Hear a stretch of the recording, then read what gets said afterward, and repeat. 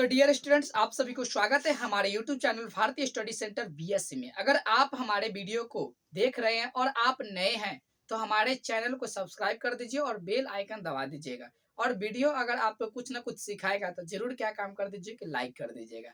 Question क्या करते हैं आपको उससे पहले मैं बता दूं, क्लास 10th का प्रश्नावली 3.3 का है समीकरण, यानी कि दो चर वाले रैखिक समीकरण का ये आपको क्वेश्चन है। और जो कह रहा है कि प्रतिस्थापन विधि से हल करने के लिए क्वेश्चन क्या कर रहा है, थोड़ा सा ध्यान देंगे कि निम्न समस्याओं में रैखिक समीकरण युग्म बनाइए। यानी निम्न मतलब क्या, नीचे। निम्न मतलब क्या, नीचे। नीचे जो समस्याएं है उसको क्या काम करना है, रैखिक समीकरण युग्म यानी कि पेयर बनाना है और उनके हल प्रतिस्थापन विधि द्वारा क्या काम करना है, ज्ञात करना है। अब क्वेश्चन कह रहा है क्या, उस चीज को आपको क्या काम करना है, समझना है। क्वेश्चन कह रहा है क्या कि दो संख्या का अंतर कितना है, 26 है। आपको पता ही नहीं कि दो संख्या कौन है, लेकिन उस दोनों संख्याओं को एक दूसरे से घटाते हैं तो कितना होता है, 26 होता है। तो क्या काम करेंगे, सिंपल, जो चीज पता नहीं उसको क्या काम करते हैं, मानते हैं। शुरू से ही बता रहे हैं आपको कि माना कि पहली संख्या, माना कि पहली संख्या बराबर क्या, x, तथा दूसरी संख्या बराबर y। क्वेश्चन क्या है कि दो संख्या, दोनों संख्याओं को घटाते तो कितना होता है, 26 होता है। तो लिखेंगे प्रश्न से, क्या लिखेंगे, दोनों संख्या को घटाइए तो x में y को घटाइएगा तो कितना हो जाएगा, 26 हो जाएगा। ये क्या बन गया, समीकरण 1 बन गया। अब उसके बाद फिर कह रहा है कि पुनः, यहाँ तक तो कंप्लीट, और कह रहा है एक संख्या दूसरी संख्या के 3 गुनी है। तो चलते हैं फिर पुनः पुनः प्रश्न से। अब कह रहा है कि एक संख्या दूसरी संख्या कितना है, 3 गुनी है। तो एक संख्या है क्या, x है। दूसरी संख्या क्या है, y है। यही कहा ना, एक संख्या, एक संख्या क्या हुआ, x ले लिए। दूसरी संख्या क्या हुआ, दूसरी संख्या कितना है, 3 गुना है। यानी कि इसका क्या है, 3 गुना है, या x माइनस 3y बराबर क्या होगा, 0 होगा। और सब तो कुछ है ही नहीं, राइट। चलिए, बहुत अच्छा। इसको समीकरण क्या बना दिए कि 2 बन गया। यानी समीकरण 1 और समीकरण क्या बन गया, 2 बन गया। आप यहाँ पे भी काम कर सकते हैं, अगर इतना नहीं काम करना चाहते हैं तो इसको क्या काम कर सकते हैं, सिंपल इसको यहाँ पर मिटाइए और इसको क्या काम करिए, समीकरण 2 बनाइए। अब लिखेंगे समीकरण 1 में x का मान रखने पर, x का मान रखने पर, क्योंकि समीकरण जो है ना यहाँ पे निकला हुआ है, x बराबर कितना, 3y। अब चलते हैं x माइनस वाई बराबर कितना, 26, या x का मान कितना है, 3y। तो 3y और माइनस y बराबर कितना हो गया, 26, या 3y में से एक y घटेगा तो 2y बराबर कितना, 26, या y बराबर 26/2। इसीलिए y बराबर कितना हो गया, 13 आंसर। अब फिर चलते हैं, पुनः कर देते हैं। अब से अच्छा, पुनः समीकरण 2 में y का मान रखने पर, y का मान रखने पर, और यहाँ पर देखें, ध्यान दीजिए कि समीकरण 2 कितना है, x बराबर 3y बराबर 3 गुने y के मान कितना है, 3 बराबर कितना हो गया, 26। इसीलिए x बराबर कितना हो गया आपको 26 और y बराबर कितना हो गया, 13। ये हो गया आपका आंसर। तो यहाँ पे क्या काम कर सकता है, जो कहा उस चीज को लिख दीजिए। तो लिखेंगे, राइट। आप इतना भी लिख दीजिए ना कि पहली संख्या और इतना, ये लिखना चाह रहे तो लिख दीजिए, नहीं तो लिख सकते हैं अतः बेहतर क्वालिटी के लिए लिखिए, अतः पहली संख्या क्या माने थे, x बराबर कितना, 26। अब दूसरी संख्या y माने थे, y बराबर कितना, 13। अभी देख लीजिए 26 में से 13 घटाइएगा, सॉरी 39 है ना, 13 39, तो 39 में से 13 को घटाएंगे तो कितना बचेगा, 26 बचेगा। नेक्स्ट, अब फिर क्या करते हैं, क्वेश्चन नंबर मैं 2, दूसरा नंबर क्वेश्चन क्या कहता है कि दो संपूरक कोणों में बड़ा कोण छोटे कोण से कितना 18 डिग्री अधिक है। तो सबसे पहले आपको याद होना चाहिए कि संपूरक कोण वह कोण होता है जब दो कोणों को जोड़ा जाता है तो उसका 180 डिग्री निकलता है, वह कोण क्या कहलाता है? संपूरक कोण कहलाता है। तो याद आपको होना चाहिए। और चलते हैं थोड़ा दोनों कोण को मानते हैं कि लिखेंगे माना कि बड़ा कोण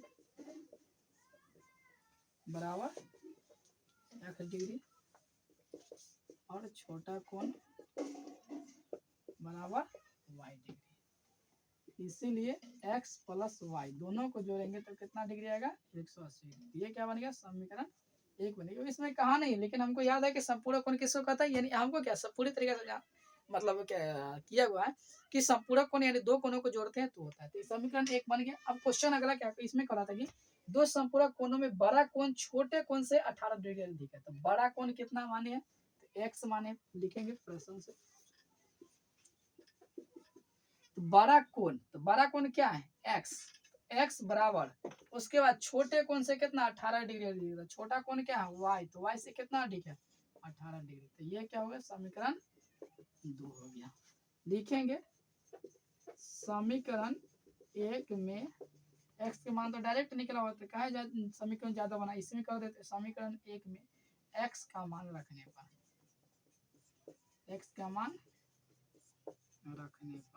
अब x का मान यानी कि x प्लस वाई बराबर 180 डिग्री, या x के मान y plus 18 degree plus y बराबर 180, या y यानी कि 2y प्लस 18 डिग्री बराबर 180, या 2y बराबर 180 डिग्री माइनस 18, इधर प्लस में इधर आके माइनस में, या 2y बराबर दोनों को इसमें से इसमें घटा देंगे तो बचेगा 162 डिग्री, या y बराबर कितना? 162 डिग्री बटे 2, या y बराबर कितना हो जाएगा? 81 डिग्री।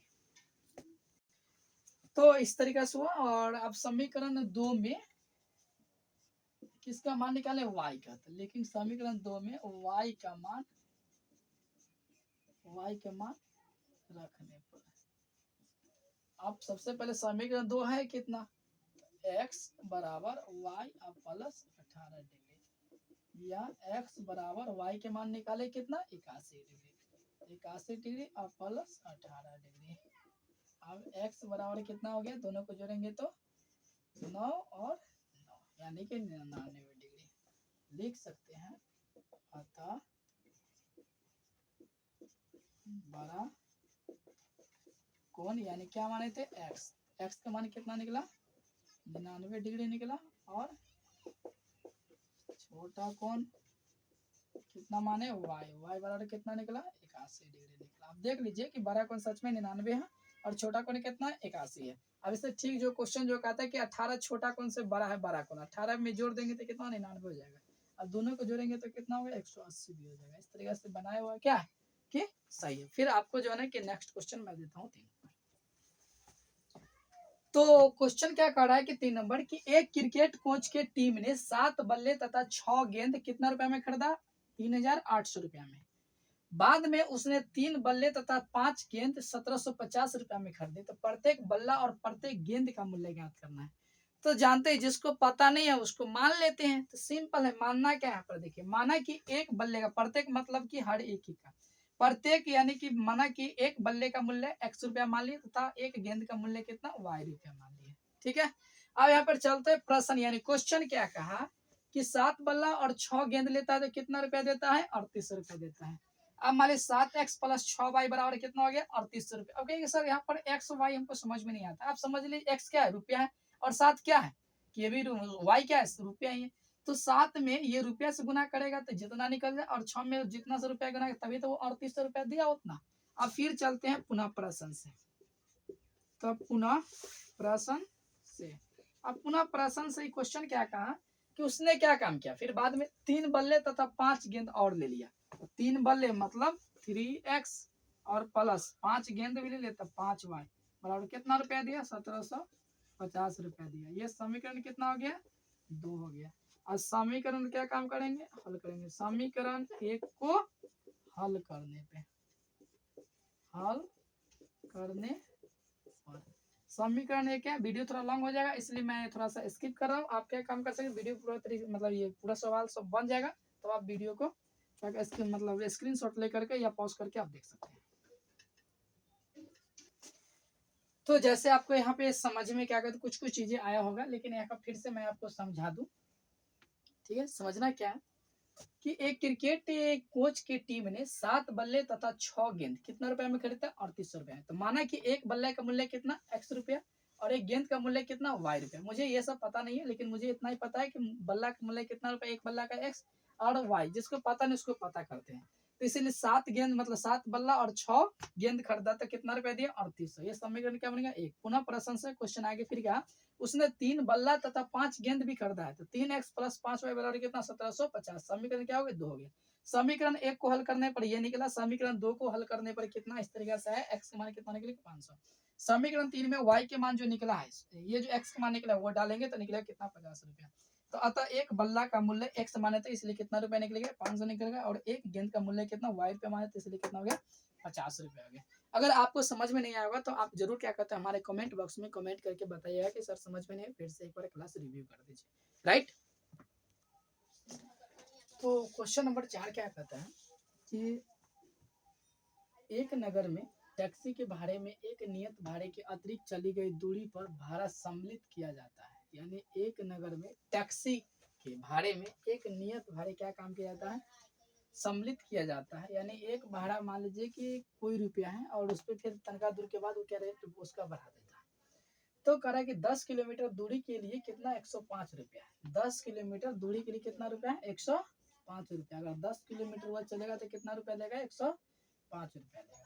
तब 15 किलोमीटर के लिए भाड़ा कितना रुपया लेता है, 155 रुपया लेता है। तो नियत भाड़ा तथा प्रति किलोमीटर भाड़ा क्या है, आपको क्या ज्ञात करना है, नियत भाड़ा ज्ञात करना और प्रति किलोमीटर भाड़ा जो है ना वो ज्ञात करना है। आगे कहता है कि एक व्यक्ति को 25 किलोमीटर यात्रा करने के लिए कितना भाड़ा देना पड़ेगा। तो उस चीज को ज्ञात करने के लिए मैं यहाँ पे क्वेश्चन जो कहा उस चीज को, नियत भाड़ा क्या होगा और प्रति किलोमीटर भाड़ा क्या होगा। तो यह नियत भाड़ा क्या माने, x माने, और प्रति किलोमीटर भाड़ा कितना माने, y माने। अब प्रश्न से क्या हो जाएगा, x प्लस 10y बराबर 105। ये तो फिक्स है, यहाँ पर लिखा ही है। ठीक, क्योंकि नियत भरा और अतिरिक्त भरा दोनों क्या काम करेंगे, ये गुना करके जोड़ेंगे। ठीक है, तो 105 आएगा पूरा। पुनः प्रश्न से अब फिर दूसरा कह रहा था कि कितना 15 किलोमीटर के लिए 155 रुपया। एक्स प्लस 15y बराबर कितना, 155 रुपया। इस तरीके से समीकरण को हल किए। समीकरण को हल करने के लिए आपको अच्छी तरह से समझ में आ गया होगा सारी चीजें, जब आप क्या कहते कंटिन्यू कीजिएगा। तो क्वेश्चन कहा था कि वह एक व्यक्ति जो 25 किलोमीटर यात्रा करता है, तो 25 किलोमीटर यात्रा करने उसको भाड़ा कितना देना होगा। तो याद रहे x प्लस 25y। तो x का मान कितना 5 प्लस 25 और y के मान कितना है 10। इस तरीके से गुना करेंगे कितना, टोटल 100 यानी कि 255 रुपया। यानी कि 25 किलोमीटर चलने के लिए उसको कितना भाड़ा देना पड़ेगा, 255 रुपया देना पड़ता है। नेक्स्ट क्वेश्चन क्या कहते हैं, मैं सॉल्व करता हूँ 5 बार। तो डियर स्टूडेंट्स थोड़ा सा क्या कहते हैं ध्यान देना है, आपको समझना ही है। क्वेश्चन क्या कर रहा है कि यदि किसी भिन्न के अंश और हर दोनों में 2 जोड़ दिया जाए, क्या काम करना है, दोनों में 2 जोड़ दिया जाए। तो सबसे पहले आपको समझना क्या है कि भिन्न जो होता है ना वो क्या होता है कि अंश बटे हर के रूप में होता है। तो हमको अंश और हर ही नहीं पाता है, उसमें करा कि 2 जोड़ देंगे। तो सबसे पहले हमको क्या काम करना पड़ेगा, अंश और हर को पता करना पड़ेगा। तो माना कि अंश बराबर क्या होगा x तथा हर बराबर क्या हो गया y। ये दोनों हम क्या काम किए पता हो गया मुझे, इसलिए भिन्न बराबर क्या होता है, अंश बटे हर यानी कि x बटे y। क्वेश्चन का कि दोनों में, हर अंश में भी और हर में, दोनों में क्या काम करता है, 2 जोड़ता है। तो प्रश्न से x प्लस x बटे वाई, अब अंश में भी 2 जोड़ा और हर में भी क्या काम 2 जोड़ा, तो किस में बदल जाता है, 9/11 हो जाता है। तो 9/11 हो गया। अब क्रॉस मल्टीप्लाई करके समीकरण हम एक तैयार किए।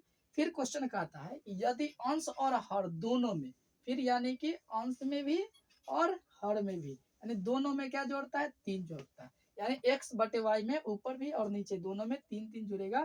तो क्या चीज बदल जाता है, 5/6 में। तो 5/6 फिर क्रॉस मल्टीप्लाई करके हम आपको क्या काम किए, समीकरण 1 तो वहां दे दिए, समीकरण यहाँ 2 दे दिए। समीकरण 1 और समीकरण 2 को आप जो है बहुत सारे क्वेश्चन में सॉल्व किया हूँ, अब ये आप कीजिए। राइट। अब नेक्स्ट क्वेश्चन क्या है कि 6 नंबर, 5 वर्ष बाद जैकब की आयु उसके पुत्र की आयु से 3 गुनी हो जाएगी। ना मुझे पता है जैकब की आयु, ना मुझे पता उसका पुत्र की आयु। तो क्या काम करते हैं, पहले तो उसका वर्तमान आयु क्वेश्चन का ज्ञात करने के लिए तो हम क्या काम करेंगे, मानेंगे।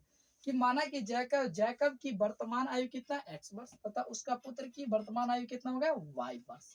अब क्वेश्चन कहा कि 5 वर्ष बाद, यहाँ देख लीजिए 5 वर्ष बाद, यानी 5 वर्ष बाद यानी क्या होगा, तो x प्लस 5 वर्ष और y प्लस 5 वर्ष, राइट।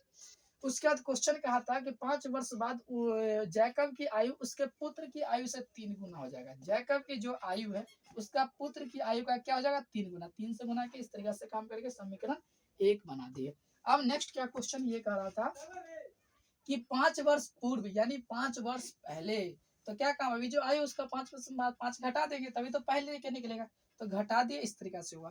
क्वेश्चन क्या आएगा, 5 वर्ष पूर्व जैकब की आयु जो है, यानी जैकब की जो आयु है वो अपने पुत्र की आयु का कितना गुनी था, 7 गुनी था, तो 7 क्या काम के गुना कर दे, राइट। तो अब इस तरीके से काम करके समीकरण 1 और समीकरण 2, आपको दोनों समीकरण दे दिए। अब दोनों समीकरण क्या काम करना है, अब जो है कि आपको सॉल्व करके जो उसका वर्तमान आयु निकलेगा वो निकाल करके लिख देना है। मुझे आशा है, क्या कहते हैं, मैं आपसे एक विनम्र क्या कोशिश करता हूँ कहने का ये कि मेरे वीडियो से अगर आप कुछ भी सीखे, यानी आप हमसे कुछ भी सीखे हैं, तो हमारे क्या काम कीजिए, वीडियो को जरूर लाइक कर दीजिए और दबा करके शेयर कर दीजिए, ताकि आप भी जो क्या काम कर सकते हैं, अपने फ्रेंड को बेहतर तरीका से जो है कि उनको भी दे सकते हैं।